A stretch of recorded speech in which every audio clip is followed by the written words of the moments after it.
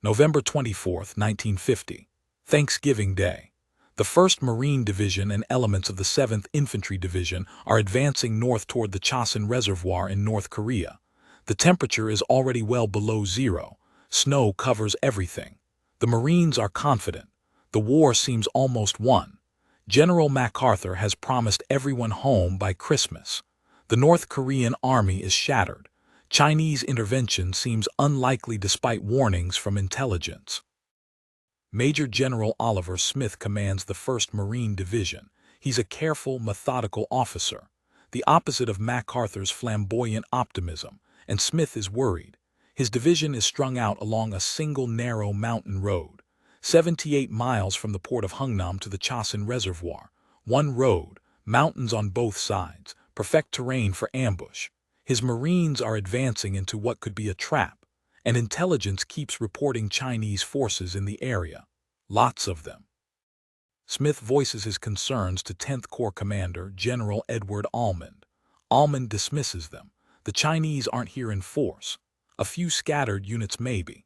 Nothing the Marines can't handle. Push north, take the reservoir, link up with 8th Army on the western side of Korea, win the war. Smith doesn't argue, he's a professional, but he prepares for the worst. He establishes supply dumps along the road, builds an airstrip at Hagar-Rurai, positions units to cover the route. If things go wrong, he wants options. Things are about to go very wrong. Welcome to the Battle of Chosin Reservoir. 17 days of combat in the worst conditions imaginable. Temperatures hitting 40 below zero. 15,000 Marines and soldiers surrounded by over 120,000 Chinese troops. A fighting withdrawal through 78 miles of mountains while under constant attack. The frozen hell that became the defining moment of the Korean War and one of the greatest fighting retreats in military history. This is the complete story. Not just what happened, but why it happened, how the Marines survived, and what it cost. 30 minutes to understand 17 days that changed everything. September 21, 1953. North Korean fighter pilot Senior Lieutenant No Kum-sok climbs into his MiG-15 at Sunan Airfield near Pyongyang. He's 21 years old. He's flown over 100 combat missions.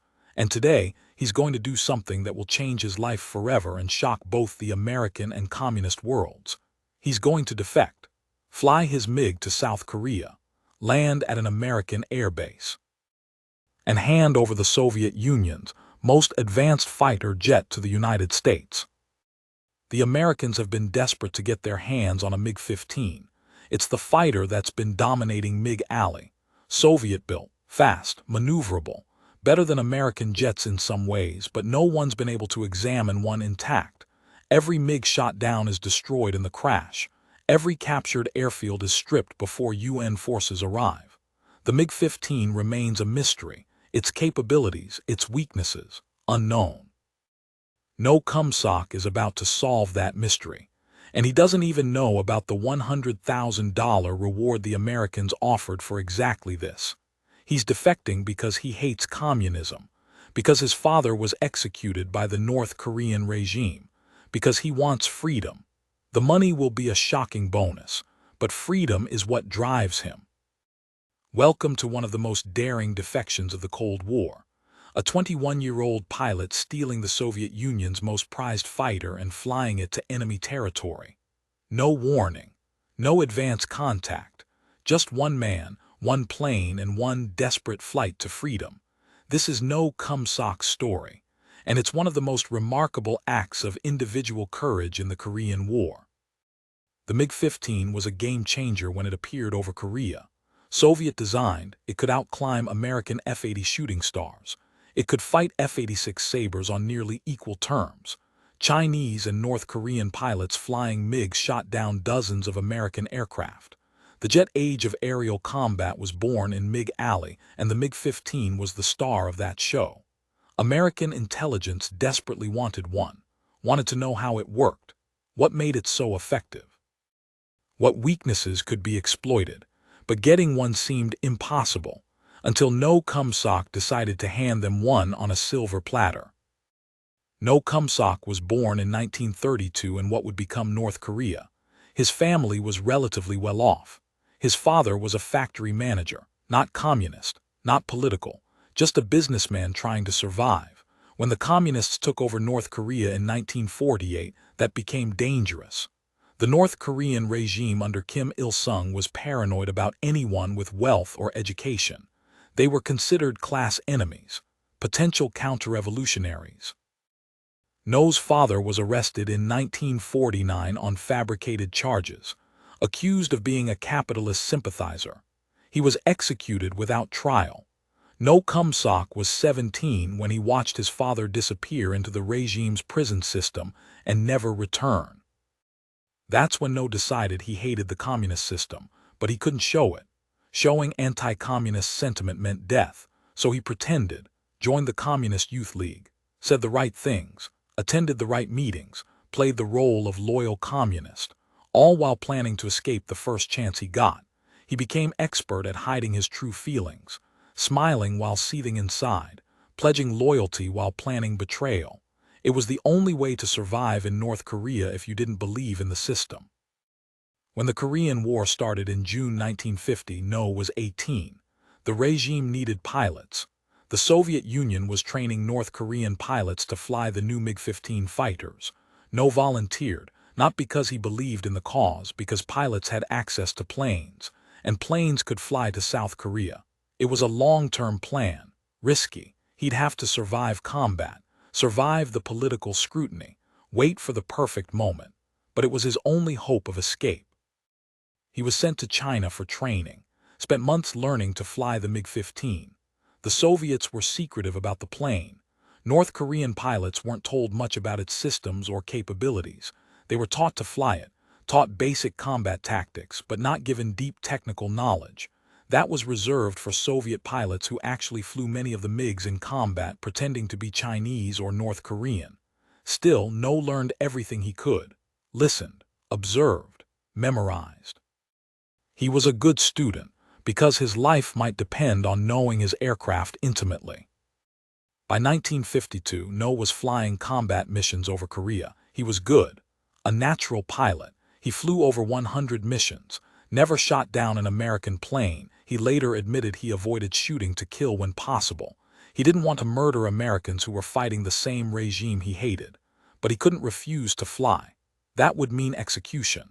So he flew, went through the motions, avoided hitting American planes when he could claim engine trouble or bad aim. And he waited for his chance. For 3 years he waited, pretended loyalty, planned betrayal. Defecting in a MiG-15 wasn't simple. The planes were closely guarded. Soviet advisors watched everything. North Korean political officers monitored pilots for signs of disloyalty. Every flight was planned, every mission supervised. You couldn't just take off and fly south. You'd be shot down by your own side before you crossed the front lines. The North Korean air defense network was designed partly to keep their own pilots from defecting. They knew the risk. They took precautions. No needed a perfect opportunity, a flight where he could break away without immediate suspicion, where he could get enough distance before anyone realized what was happening, and where he could navigate to a U.S. airfield without getting shot down by American planes who'd think he was attacking. The challenges were enormous, but No was patient. He'd waited 3 years. He could wait for the right moment. The armistice was signed in July 1953. The war was over, but North Korean pilots continued training flights. No was still flying regularly, and with the war over, security was slightly relaxed. Not much, but slightly. Combat operations had ceased. The urgency and paranoia decreased marginally. That was his window. If he was going to do this, it had to be soon, before security tightened again, before he was reassigned. Before something changed that would close his opportunity forever. He studied maps, memorized the location of U.S. airfields in South Korea. Kimpo was closest to the border, about 30 miles south of the demarcation line. If he could get to Kimpo, he'd be safe. But he had to fly low to avoid radar, navigate without instruments, couldn't use radio for obvious reasons, and land without crashing. MiG-15s were difficult to land, high landing speed, tricky handling. Many pilots crashed during landing. If No crashed trying to defect, he'd die. But staying in North Korea meant living under the regime that killed his father. That was worse than death. September came. No was still flying training missions. Solo flights were occasionally authorized for experienced pilots. That's what he needed, a solo flight. No wingman to report him. No formation to notice when he broke away. Just him and his MiG alone in the sky, free to make his choice. On September 20th, he learned he'd be flying solo the next day. Routine training, standard route. It was perfect. It was time. He didn't sleep well that night. Tomorrow he'd either be free or dead. There was no middle ground. If the North Koreans caught him before he crossed the border, they'd shoot him down. If the Americans didn't understand he was defecting, they'd shoot him down. If he crashed on landing, he'd die. The odds weren't good, but they were better than staying. He'd made his decision 3 years ago when his father was executed. Tomorrow he'd execute the plan. Morning, September 21st. No Kum-sok walks to his MiG-15 like it's any other training flight. He's calm, shows no nervousness, can't let anyone suspect. He climbs into the cockpit, straps in, starts the engine. The MiG's Klimov engine roars to life. He goes through pre-flight checks, everything normal. Tower clears him for takeoff. He acknowledges, rolls onto the runway, throttles up. The MiG accelerates, rotation speed. He pulls back on the stick. The fighter lifts off. He's airborne. So far, everything is routine. No takes off heading north. His assigned route. He climbs to altitude, flies the pattern he's supposed to fly. Soviet and North Korean radar are tracking him. As long as he stays on course, nobody suspects anything. He flies north for about 10 minutes, long enough to get away from the immediate vicinity of the airfield. Long enough that when he turns, he'll have a head start before anyone can react. Then, when he's far enough from the airfield that they can't immediately see him, he makes his move. He turns south, points the MiG directly at South Korea. Full throttle and dives for the deck. He drops to low altitude, maybe 100 feet above the ground. At that height, radar has trouble tracking him. Hills and terrain block the signal. He's flying on visual navigation, following valleys, rivers, landmarks he memorized from maps. The MiG is fast, over 600 miles per hour at low altitude. The landscape blurs past. He's committed now. No turning back. Either he makes it to Kimpo, or he dies trying. Back at Sunan Airfield, controllers realize something's wrong. No's radar track disappeared. He's not responding to radio calls. They scramble other MiGs to look for him. Is he crashed? Did his engine fail, or is he defecting? If he's defecting, they need to stop him. Orders go out, find him. If you can't force him to return, shoot him down. But No has a head start, and he's flying low and fast. The MiG searching for him can't find him. He's threading through valleys, using terrain to hide. It's dangerous flying. One mistake and he crashes into a hillside at 600 miles per hour. But No is a good pilot, and he's motivated. Freedom is ahead. Death is behind.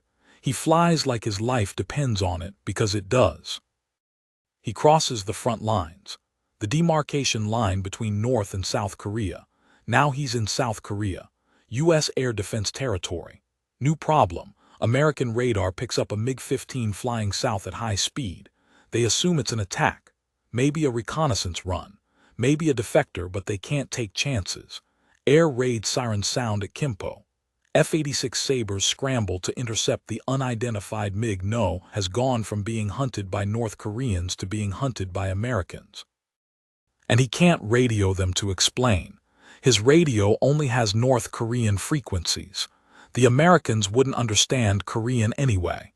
He's on his own. No sees Kimpo ahead. The runway, American aircraft on the ground. He's almost there.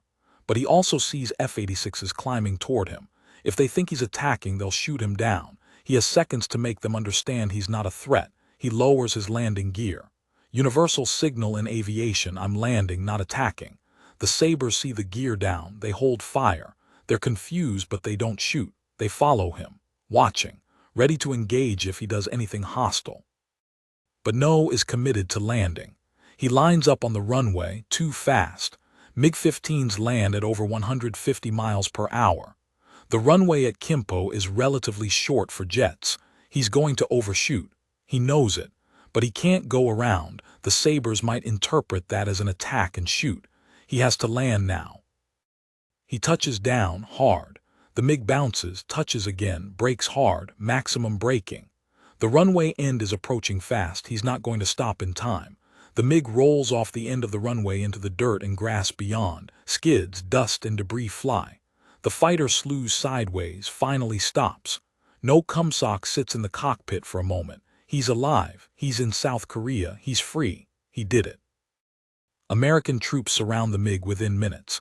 Jeeps and trucks racing across the field. Soldiers jump out with weapons drawn. They have no idea who this pilot is or why he just landed here. Could be a defector, could be a trap, could be a pilot who got lost and accidentally landed at the wrong airfield. They approach cautiously. No climbs out of the cockpit slowly, hands up.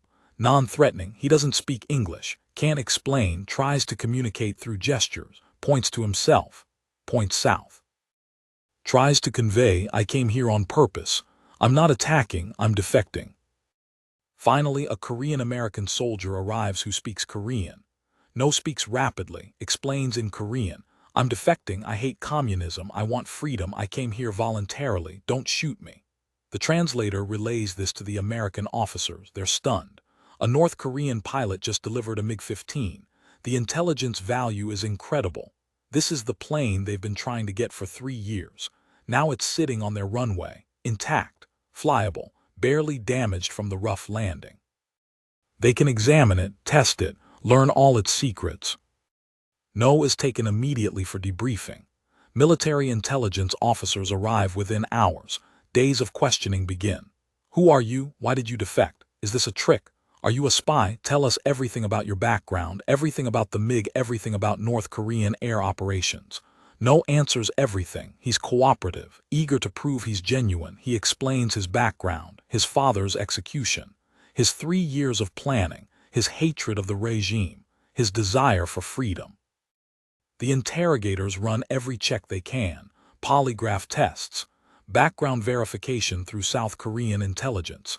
Comparing his story to known facts, everything checks out.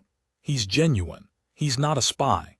He's a defector who just handed the U.S. military its biggest intelligence coup of the Korean War, maybe the biggest of the entire Cold War so far. Then they tell him about the reward.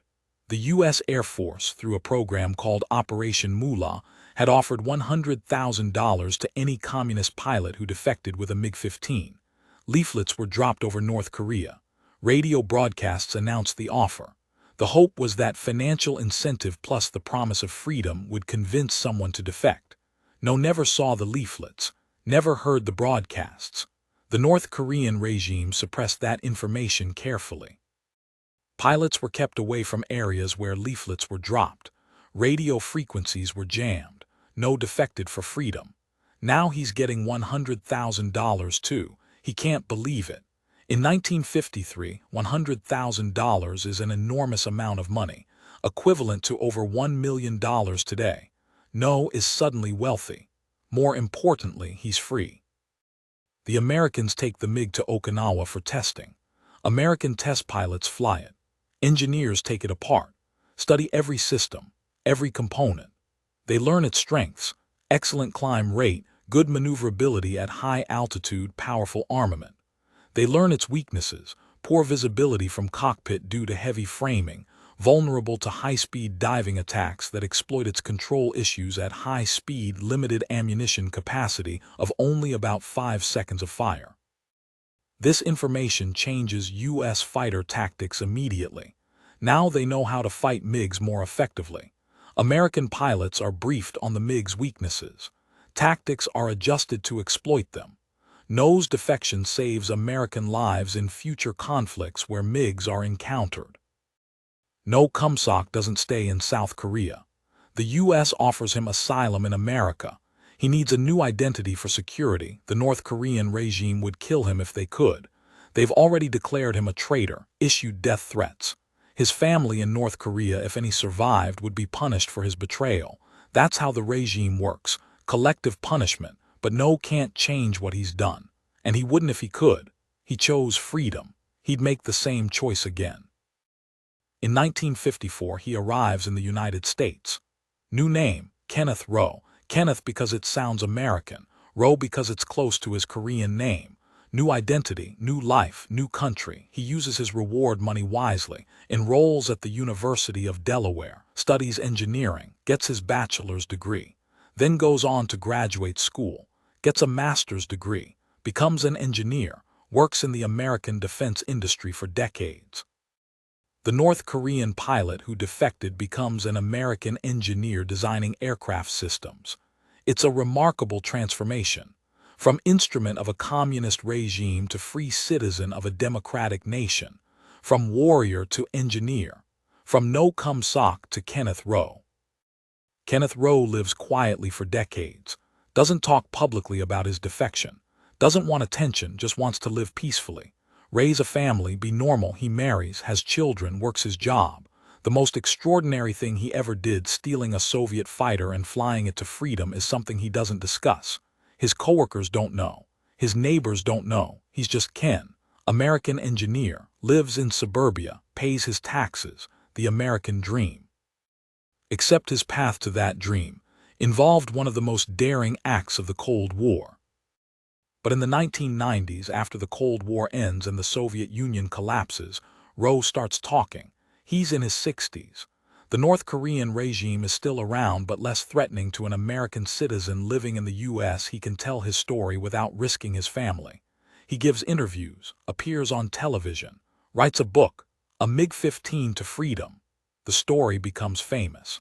A young pilot risking everything for freedom. Flying one of the most dangerous defection flights in history, handing the U.S. its biggest Cold War intelligence prize. It's the stuff of Hollywood movies, except it's real. It happened. Kenneth Rowe did it. He becomes a speaker, talks to military audiences, aviation groups, Korean War veterans, tells his story, explains why he did it, what freedom meant to him, why it was worth the risk. People are moved. Here's a man who literally risked death for the freedoms Americans take for granted. The freedom to speak, to think, to live without fear of the midnight knock on the door. Americans complain about their government all the time. Ken Rowe chose that government over one that executed his father. That puts things in perspective. Kenneth Rowe lives until 2014, dies at age 84 in Florida, a naturalized American citizen, a successful engineer, a husband and father, grandfather, and the man who pulled off one of the most daring defections of the Cold War. His obituary makes headlines internationally. MiG pilot who defected dies. Cold War defector Kenneth Rowe dead at 84. News outlets around the world report his death because his story matters. It's not just about Cold War espionage. It's about human courage, about the desire for freedom, about what one person can do when they decide they won't live under tyranny anymore. That's universal. That's timeless. That's why we remember Kenneth Rowe. No Kum-sok's defection mattered for multiple reasons. First, the intelligence value. The MiG-15 was the Soviet Union's frontline fighter, used in Korea and China by Warsaw Pact nations, exported around the world. Understanding its capabilities and limitations gave the U.S. and its allies a massive advantage. American pilots learned how to exploit the MiG's weaknesses. Tactics were developed specifically to counter MiG-15s based on what was learned from No's aircraft. That knowledge saved lives in subsequent conflicts. Vietnam, the Middle East, anywhere MiGs were encountered. No's defection had lasting impact on aerial combat for decades. Second, the propaganda value. A North Korean pilot choosing freedom over communism, risking death to escape. That was powerful Cold War messaging. It showed that even people raised under communism, trained by the system, indoctrinated from childhood, would risk everything to escape it. The Soviet Union and North Korea were embarrassed. One of their pilots, flying one of their best planes, defected to the enemy. It was a humiliation. They tried to spin it, claimed No was a traitor, a coward, mentally unstable. But the facts spoke louder. He chose freedom. That choice spoke volumes about which system was better. Third, it showed individual courage. No didn't have support. No network helping him. No CIA exfiltration plan. No backup. Just one man making a decision and executing it perfectly under extreme pressure. That's the kind of courage that deserves recognition. He flew into what was technically enemy territory from his perspective. The Americans and South Koreans were the enemy according to his government, hoping they wouldn't shoot him down. That's trust and courage combined. Trust that Americans would recognize a defector. Courage to risk his life on that assumption. Fourth, it affected No's life completely. He went from being a tool of a regime he hated to being a free man in America. He got education, a career, a family. He lived the American dream, from North Korean fighter pilot to American engineer. That transformation is what freedom looks like. That's why people risk everything for it. No's life after defection justified the risk he took. He made something of himself, contributed to society, lived peacefully. That's what he wanted. That's what he got. The defection also highlighted the differences between the two systems. No defected because he wanted freedom. Not for money, he didn't know about the reward. Not for luxury, he had no idea what life in America would be like. Just for freedom. Freedom to think what he wanted, say what he wanted. Live without fear of political execution. That basic human desire for freedom is what drove him. And it's what the Cold War was ultimately about. Two systems. One that denied freedom. One that celebrated it. No chose, his choice was clear.